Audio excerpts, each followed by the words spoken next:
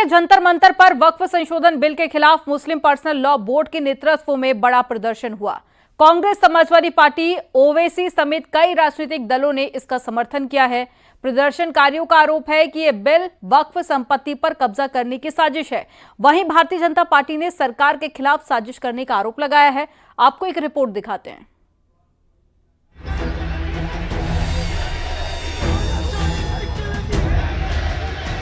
वक्फ संशोधन बिल के खिलाफ दिल्ली के जंतर मंतर पर all India Muslim personal law board ने प्रदर्शन किया। प्रदर्शन में कई धार्मिक नेता, सामाजिक कार्यकर्ता शामिल हुए। धरने में कांग्रेस, टीएमसी, आरजेडी, जेएमएम, आप, NCP, Samajwadi party, AIMIM, DMK, Akali Dal, Shiv Sena के प्रतिनिधि शामिल हुए। मुस्लिम पर्सनल लॉ बोर्ड के उपाध्यक्ष ने सरकार पर निशाना साधा। हम बनकर के मुल्क की आजादी हासिल की है, आज भी हम बनकर अपने देश को बचाएंगे, संविधान को बचाएंगे, वक्फ की जायदाद को बचाएंगे। एआईएमआईएम अध्यक्ष असदुद्दीन ओवैसी ने वक्फ कानून में संशोधन की कोशिशों को असंवैधानिक बताया है। उन्होंने आरोप लगाया कि वक्फ की जायदाद छीनने की कोशिश की जा रही है। बड़ा काम विरोध करना है क्योंकि ये अनकॉन्स्टिट्यूशनल है। ये बिल वक्फ की जायदाद को बचाने के लिए, एनक्रोचर्स को निकालने के लिए नहीं, ना उसकी इनकम को बढ़ाने के लिए, बल्कि वक्फ की जायदादों को खत्म करने के लिए, मुसलमानों से उनकी मस्जिदें, दरगाहें, खानखाहें, कब्रिस्तान को छीनने के लिए इस तरह का प्रोविजन उसमें रखा गया है।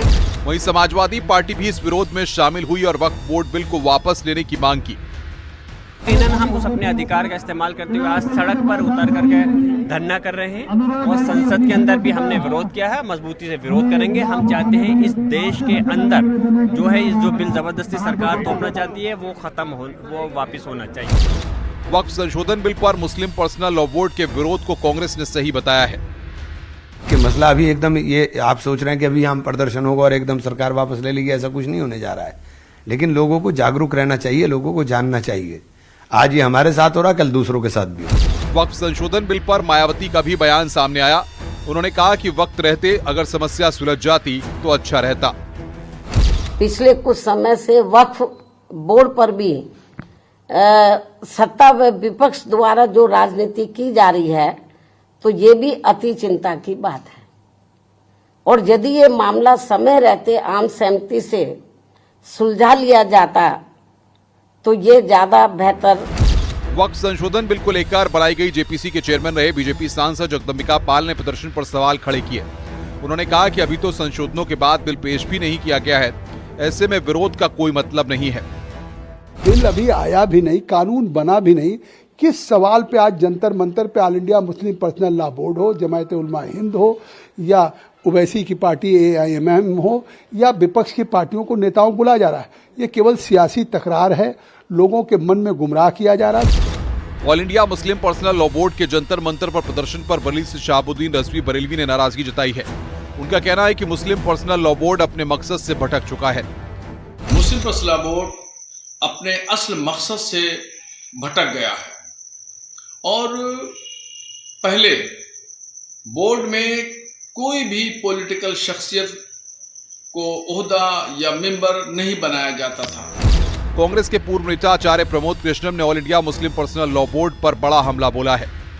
All India Muslim personal law board Bharat में रह रहे मुसलमानों की हिमायत करने के लिए बनाया गया था, लेकिन अफसोस की बात यह है कि भारत के मुसलमानों की बात नहीं करता, वो पाकिस्तान और बांग्लादेश से गाइड हो रहा है। ये देश के हित में नहीं है, मुल्क के हित में नहीं, ये मुल्क के खिलाफ है। वक्फ बिल के खिलाफ दिल्ली के जंतर मंतर पर ऑल इंडिया पर्सनल बोर्ड के प्रदर्शन के खिलाफ हिंदू संगठन भी जंतर मंतर पहुंच गए। हिंदू संगठन पर्सनल लॉ बोर्ड के प्रदर्शन का विरोध शुरू कर दिया। इस दौरान विरोध प्रदर्शन में शामिल हिंदू संगठन के कुछ लोग बेहद भावुक हो गए। न्यूज़ 18 के लिए ब्यूरो रिपोर्ट।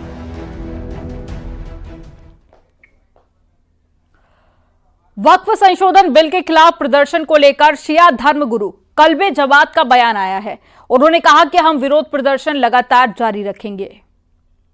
हम अपना प्रदर्शन करते रहेंगे। गांधी जी ने कितने साल प्रदर्शन किया था, आखिर में जीत हुई थी। तो हमारा जो संवैधानिक प्रदर्शन है वो जारी रहेगा, संवादी प्रदर्शन जारी रहेगा हमारा, और हम इस वक्त बिल के लिए अपना प्रदर्शन करते रहेंगे। और ये सिर्फ तबाही के लिए है बनाया गया है, और इसमें ख़त्म करने के लिए औकाफ को बनाया गया है, क्योंकि इसमें सबसे ख़तरनाक जो है वो बायूज़र है कि वक्त बायूज़र ख़त्म कर रहे हैं। हमारी मस्जिदें 400 साल पुरानी बनी हुई है। सपा सांसद आदित्य यादव भी वक्फ बिल के खिलाफ हो रहे हैं और प्रदर्शन में शामिल हुए और उन्होंने प्रदर्शन कर रहे लोगों का समर्थन किया है। समाजवादी पार्टी पुरजोर तरीके से विरोध करती है। लोकसभा के अंदर भी धर्मेंद्र यादव जी, आदरणीय अखिलेश यादव जी ने इस बिल का विरोध किया है, और आज भी हम लोग इस प्रदर्शन के जरिए अपना समर्थन देने इस विरोध में आए थे। आने वाले समय में समाजवादी पार्टी लोकसभा के अंदर जब ये बिल आएगा तो इसका पुरजोर जेपीसी। बीजेपी सांसद योगेंद्र चंदोलिया ने all India personal law board के विरोध प्रदर्शन पर विवादित बयान दिया। चंदोलिया ने कहा कि all India personal law board के लोग शाहीन बाग बनाने की बात कर रहे हैं। पहले जब शाहीन बाग में धरना हुआ था तब कई महिलाएं प्रेग्नेंट हुई थी। वो उनके लिए होगा, अगर वो हिंदुस्तान में रहते हैं तो हिंदुस्तान के संविधान को मानना होगा, और वरना शाहीन बाग की धमकी देकर कुछ होने वाला नहीं है। देश शाहीन बाग को भुगत चुका है कि कितनी वहाँ पर गड़बड़ हुई थी, और उनको ये सोच लेना चाहिए। मुझे कहते हुए भी शर्म आती है, उस शाहीन बाग के धरने के अंदर कई महिलाएं प्रेग्नेंट हो गई थी। बीएसपी सुप्रीमो मायावती इन दिनों सियासी चर्चा का केंद्र बनी हुई हैं। खास तौर पर उनके फैसलों पर सियासी चर्चा हो रही है। इन चर्चाओं के बीच में मायावती ने लखनऊ में प्रेस कॉन्फ्रेंस कर कहा कि रिश्तों की वजह से पार्टी को कभी कमजोर नहीं पड़ने देंगे। बीएसपी में जो काम करेगा उसको हमेशा आगे बढ़ाने का काम किया है। पार्टी को आगे बढ़ाने में रिश्ते नाते आड़े नहीं आएंगे। जो मेहनत करेगा वो आगे बढ़ेगा, और बीएसपी के खिलाफ साजिश रची गई है। अपने जीते जी अपने व्यक्तिगत तथा भाई बहन व रिश्ते नातों आदि के स्वार्थ में कभी भी कमजोर नहीं पड़ने दूंगी। वैसे भी मेरे भाई बहन व अन्य रिश्ते नाते आदि मेरे लिए केवल बहुजन समाज का ही एक अंग है, उसके सिवाय कुछ भी नहीं है। इसके अलावा पार्टी व मूवमेंट के हित में बहुजन समाज के जो भी लोग अपनी पूरी ईमानदारी व निष्ठा से कार्य करते हैं तो उन्हें पार्टी में जरूर आगे बढ़ने का मौका दिया जाएगा। सहारनपुर में सीएम योगी आदित्यनाथ ने इशारों में अखिलेश यादव पर तंज कसा। सीएम योगी आदित्यनाथ ने कहा कि पिछली सरकारों में प्रदेश के विकास पर फोकस नहीं था। प्रदेश का मुखिया अगर 12 बजे सोकर उठेगा तो काम कब करेगा? पहले यूपी में ऐसे ही समय बर्बाद होता था। इसका मुखिया 12 बजे सो के उठेगा तो तब तो 12 बजे सो के उठेगा तो फिर उसको तैयार होने में 2 बज जाएंगे, फिर उनका पिकनिक का समय और अपनी मित्र मंडली के साथ समय व्यतीत करने का समय भी फिर उनका ऐसे ही गाया होता था। सहारनपुर को दिल्ली से जोड़ने के लिए और सहारनपुर को लखनऊ से जोड़ने के लिए अच्छी कनेक्टिविटी हो। आने वाले समय में दिल्ली की दूरी आपकी मात्र 1.25 घंटे की। एक दो जगह काम हो रहे हैं, यह कार्य जैसे ही कंप्लीट होगा आपकी कनेक्टिविटी उतनी ही बेहतर हो जाएगी। सहारनपुर की यहां की पहचान को एक वैश्विक मान्यता मिले, वन डिस्ट्रिक्ट वन प्रोडक्ट के माध्यम से फूड कार्बिंग को आज वैश्विक मान्यता मिल रही है। लगभग 1000 करोड़ रुपए का यहाँ का फूड कार्बिंग का प्रोडक्ट एक्सपोर्ट हो रहा है, यानी दुनिया की मार्केट में पहुंच रहा है। वहीं अखिलेश यादव को लेकर यूपी के दोनों डिप्टी सीएम ने भी निशाना साधा है। क्या कुछ कहा, सुनिए। यादव जी डिरेल्ड हैं, उनको पता ही नहीं है कि भारत की आत्मा कहाँ रहती है, उत्तर प्रदेश कितना आगे जा चुका है। समाजवादी पूरी तरह से दिग्भ्रमित है। यादव जी 2014 के लोकसभा चुनाव से लगातार पराजय का सामना कर रहे हैं। 2024 के लोकसभा चुनाव में उनको एक्सीडेंटल तरीके से कह लीजिए कुछ लोकसभा में एक सफलता मिल गई, कुछ सीटों में ऐसी जीत हो गई जो उनको आप शायद उम्मीद भी नहीं थी। लेकिन वह फर्जी पीडीए, परिवार डेवलपमेंट एजेंसी चलाते हैं और फर्जी पीडीए की बात करके लोगों को गुमराह करके पिछड़ों का, दलितों का, गरीबों का बहुत सारा वोट वहां लेने में कामयाब हो गए थे। लेकिन उनके झूठ का पर्दाफाश हो गया है और उस पर्दाफाश होने के बाद वो बौखलाए हुए हैं। रोज पीडीए की बात करते हैं, फर्जी पीडीए है, उस पीडीए को किसी का समर्थन नहीं है। सभी का समर्थन माननीय प्रधानमंत्री नरेंद्र मोदी जी की अगुवाई में भारतीय जनता पार्टी को है और 2027 में हम 2017 दोहराएंगे, तीसरी बार यूपी में प्रचंड बहुमत से भाजपा सरकार बनाएंगे। कांग्रेस सांसद इमरान मसूद ने इस बार होली खेली थी। जब ये सवाल उनसे पूछा गया तो पहले तो उन्होंने कहा कि इस बार की यूपी में होली फीकी रही बात खुद के होली खेलने की, तो सांसद ने कहा कि उन्हें किसी के सर्टिफिकेट की जरूरत नहीं है। तो अब होली दिखाई दी नहीं, फीकी फीकी होली नजर आई, इसीलिए मुझे आकर के रंग उड़ाने पड़े। वरना होली के अंदर तो पूरा होली के होलियारे अगर हुड़दंग ना करे, हंगामा ना करे, हंगामा करते हुए ना चले, मोहब्बत के नाम पर, नफरत के नाम पर नहीं, मोहब्बत के नाम पर। और हमेशा होता था हमारे यहाँ। इस बार ऐसा हो रहा था जैसे कर्फ्यू लग गया हो। पता नहीं कि लोगों को ये हो रहा था डर के नमाज में क्या होगा, कुछ हो रहा था होली में क्या होगा। अरे भाई क्या होगा, सदियों से रहते आ रहे हैं, सदियों से मनाते आ रहे हैं, कुछ नहीं होगा। ये पहली बार होली आई थी क्या? हंगामा ऐसा मचा रखा था जैसे पहली बार होली आ रही हो। होली पहली बार नहीं आई थी। लेकिन आपने रंग खेला, उसके बाद उलेमा भड़क गए, कहा शरीयत के खिलाफ आप कदम उठाए। ला इलाहा इल्लल्लाह मुहम्मदुर रसूलुल्लाह। इसके बाद मुझे किसी के सर्टिफिकेट की जरूरत ही नहीं है। आचार्य प्रमोद कृष्णम ने राहुल गांधी और शिवसेना नेता संजय राउत पर निशाना साधा। उन्होंने आरोप लगाया कि 1947 में जो ख्वाब जिन्ना ने देखा था वो ही ख्वाब राहुल गांधी और संजय राउत देख रहे हैं। 1947 में भारत को तोड़ने का एक ख्वाब मोहम्मद अली जिन्ना ने देखा था और उसी तरह का एक ख्वाब राहुल गांधी के साथ मिलके और संजय राउत देख रहे हैं। और राहुल गांधी जी के साथ रहते रहते राहुल गांधी जी का जो राहु है वो उद्धव ठाकरे जी के परिवार और पार्टी पे आ गया है। संजय राउत राहुल गांधी जी के साथ मिलकर इस देश को तोड़ने की साजिश कर रहे हैं, क्योंकि उन्हें लगता है कि इस भारत की जनता अब उनके मंसूबों को समझ चुकी है और उन्हें कभी समर्थन नहीं करेगी। इसलिए वो चाहते हैं कि एक और पाकिस्तान बन जाए और जो दूसरा पाकिस्तान बनेगा उसका प्रधानमंत्री वो राहुल गांधी को बनाना चाहते हैं। औरंगजेब की कब्र पर बढ़ते विवाद के बीच में मथुरा से एक मांग उठी है। हिंदूवादी संगठन के लोगों ने औरंगजेब की कब्र पर बुलडोजर चलवाने की मांग की है। श्री कृष्ण जन्मभूमि संघर्ष न्यास के अध्यक्ष दिनेश शर्मा फलाहारी ने ऐलान किया है कि जो औरंगजेब की कब्र पर बुलडोजर चलाएगा उसे वो 21 लाख रुपए का इनाम देंगे। मुगल शासक औरंगजेब ने हमारे हिंदुओं के बड़े बड़े मंदिरों को तोड़ा, हमारे बहन बेटियों पर अत्याचार किए, हमारे मराठाओं पर उसने निर्दयता पूर्वक इतने अत्याचार किए कि फिल्म में देखने के बाद आंसू आ गए। ऐसे अत्याचारी मुगल शासक की कब्र हिंदुस्तान में क्या कर रही है? ऐसी कब्र पर बुलडोजर चलना चाहिए। और मैं तो कहता हूं कि जो भी हिंदू वीर योद्धा उस मुगल शासक औरंगजेब की कब्र पर बुलडोजर चलाएगा उसको श्री कृष्ण जन्मभूमि संघर्ष न्यास की तरफ से 21 लाख रुपए का इनाम दिया जाएगा।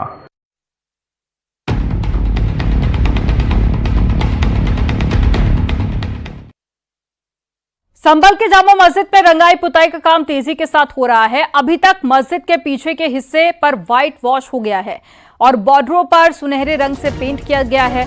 इलाहाबाद हाई कोर्ट के रंगाई पुताई और लाइटनिंग के लिए 7 दिनों का समय लिया गया था, जिसमें अब सिर्फ 2 दिन ही बचे हैं। वहीं रंगाई पुताई करा रहे अधिकारियों का कहना है कि जरूरत पड़ी तो और मजदूर लाए जाएंगे। रविवार को मस्जिद में रंगाई पुताई का काम किया गया और इस दौरान मस्जिद कमेटी के सदस्य और प्रशासन अधिकारी भी मौजूद रहे। फिलहाल मस्जिद के बाहरी दीवारों की पुताई हो रही है।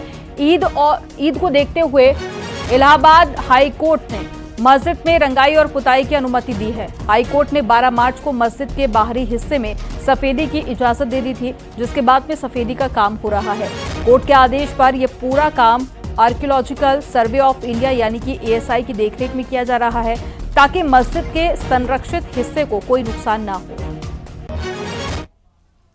संभल में एक बार फिर जामा मस्जिद में पुताई का काम शुरू हो गया है। आप देखेंगे यहाँ पर छठे दिन यहाँ पर काम किया जा रहा है। जो रंगाई पुताई के लिए पेंटर आए हैं वो यहाँ पर लगातार जुटे हुए हैं और ये पुताई 7 दिन में होनी है और इसको लेकर हाई कोर्ट ने स्पष्ट निर्देश दिए थे कि 7 दिन में इस पुताई को, रंगाई को यहाँ पर कर दिया जाना है और इसको लेकर आज छठा दिन है और कल 7वां दिन है। तो ऐसे में सवाल यही उठता है कि क्या रंगाई पुताई इन 2 दिनों में पूरी हो पाएगी या नहीं। वहीं दूसरी तरफ जो सुनहरी कलर आपको दिखाई दे रहा है और हरा रंग जो है उसको लेकर भी यहाँ पर खासा सियासत जो है वो गर्मा गई है, क्योंकि हिंदू पक्ष ने कहा था कि अगर मस्जिद के ऊपरी हिस्से में जो हरे रंग की गुंबद दिख रही है अगर वहाँ पर हरा रंग लगाया गया तो वो भगवा भी लगवाना चाहेंगे और इसको लेकर उन्होंने दलील दी थी। लेकिन फिलहाल यहाँ पर अभी तक सफ़ेदी का ही रंग किया जा रहा है, सफ़ेदी के लिए ही ठेकेदार को कहा है, जबकि सदर जो जफ़र अली है उनका ये कहना था कि हरा रंग और सुनहरी रंग भी इसमें लगाया जाएगा।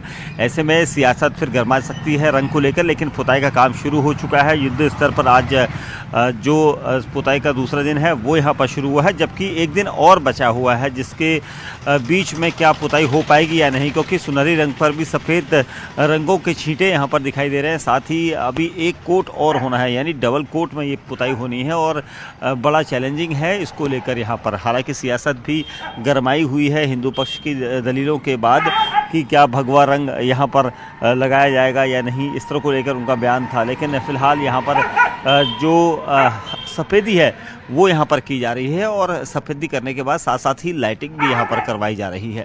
कैमरामैन कमलदेव सिंह के साथ दीपक बेस्ट, न्यूज़ 18 इंडिया, संभल। संभल की जामा मस्जिद में रंगाई पुताई को लेकर जामा मस्जिद के सदर जफर अली ने न्यूज़ 18 इंडिया को बताया कि समय कम होगा तो हम हाई कोर्ट से अतिरिक्त समय के लिए अपील भी करेंगे। जामा मस्जिद के सदर जफ़र अली इस वक्त हमारे साथ हैं, जो लगातार जो रंगाई पुताई है उसको यहाँ पर वॉच कर रहे हैं। जफ़र साहब, कितना समय और लगेगा रंगाई में?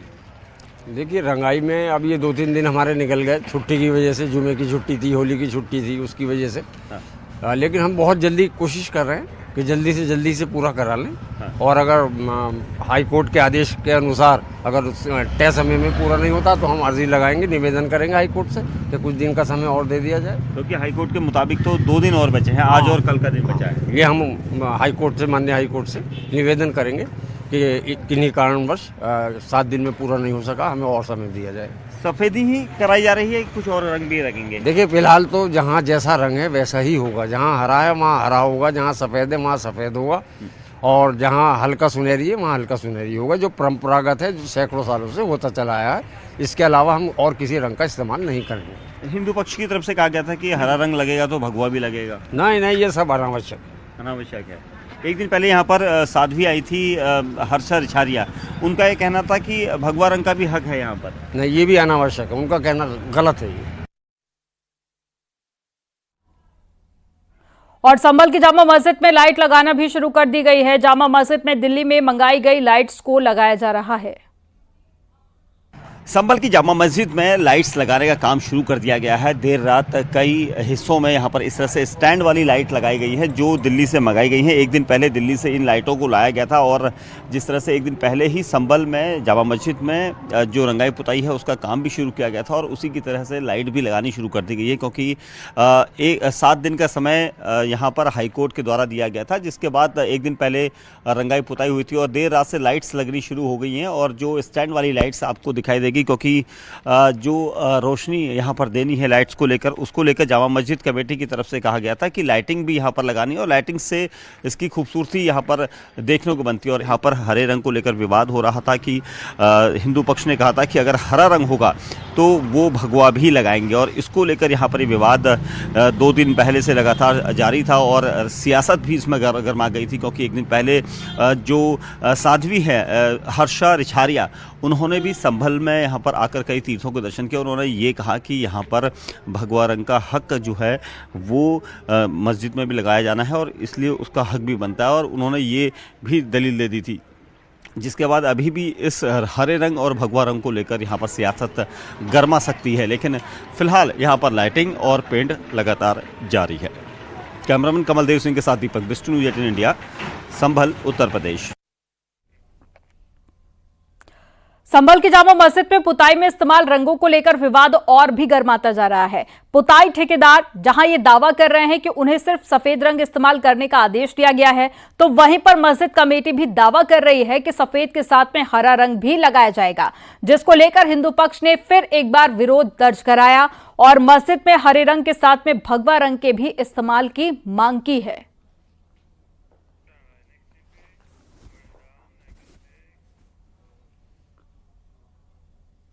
और संभल से एक बड़ी खबर मिल रही है, जहां इस बार नेजा मेला नहीं लगेगा। आक्रमणकारी महमूद गजनवी के सेनापति सालार मसूद गाजी की याद में लगने वाला नेजा मेला इस बार नहीं लगाया जाएगा। कोतवाली में हुई एक मीटिंग में एक पुलिस अधिकारी ने साफ तौर पर कहा कि मेला नहीं लगेगा। 18 मार्च को मेले का झंडा गाड़ने की योजना थी और 25, 26 और साथ ही 27 मार्च को मेला कमेटी ने मेला लगाने का ऐलान किया था। गौरतलब है कि होली के बाद में संभल में सालार मसूद गाजी की याद में नेजा मेले का आयोजन किया जाता रहा है, लेकिन इस बार ये मेला नहीं लगेगा। हमने तो यही देखा है, ये परंपरा चली आ रही है। परंपरा तो बहुत चीज, हाँ ये एक परंपरा गलत नहीं है। गलत परंपरा को कभी साथ नहीं दिया जाता, गलत परंपरा को। बिहार जानता है कि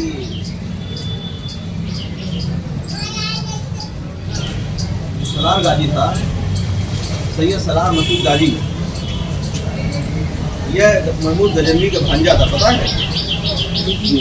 भांजा था, पता, इतना पता है ना। हमने तो यही देखा है, ये परंपरा चली आ रही है। परंपरा तो बहुत चीज, हाँ ये एक परंपरा गलत नहीं है।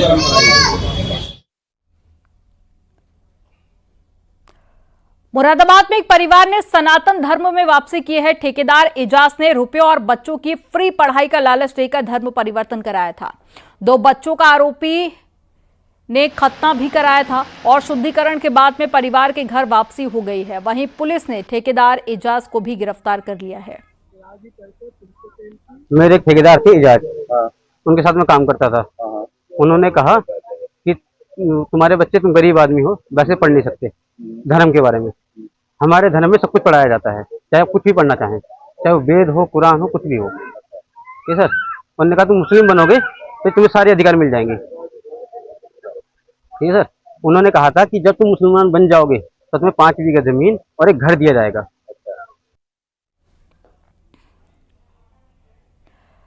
कानपुर सेंट्रल स्टेशन पर होली मनाकर लौटने वालों की भारी भीड़ उमड़ी है और श्रम शक्ति के पैर रखने तक की जगह नहीं रही है। दिल्ली, हावड़ा, मुंबई, फर्रुखाबाद, बांदा, झांसी रूट के सबसे ज्यादा यात्री रहे।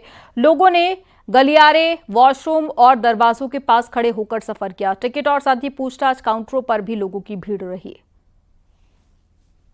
होली का त्योहार समाप्त हो जाने के बाद अब भी ट्रेनों में यात्रियों का लोड बरकरार है। दिन हो या रात की ट्रेनों में ओवर क्राउड है।